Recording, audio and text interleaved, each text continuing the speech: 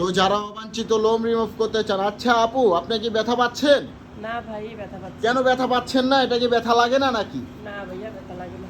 তো এই একটা ছেলে কাজ করতেছে, ভাইয়া তোমার অনুভূতি কেমন? অনুভূতি ভাই ভালো, পুরা একের পর। দেখতেছো না করেই যাচ্ছে। জি আপু, দেখছো না ডলেই যাচ্ছে। আপনার কপালে কি হইছে আপু? এখানে ওই যে কাটার দাগ রিমুভ করেছি ভাইয়া। আপনার রিমুভ কে করছে? হ্যাঁ। ভাইয়াটা করছে? না না, ওই যে আমার স্বামী করছে।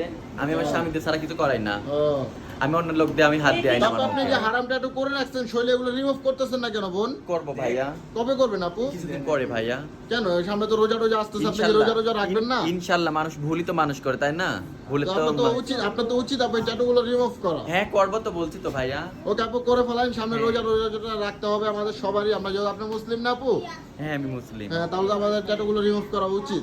ঠিক আছে আমাদের ভাইয়া। শরীরে তো কোনো ট্যাটু নাই আপু, কিন্তু আপনার শরীর ভরা ট্যাটু। হ্যাঁ শরীর ভরা না, তাহলে তুমি আপু- বেশি করে কও। ও। তোমার আবার বেশি কও।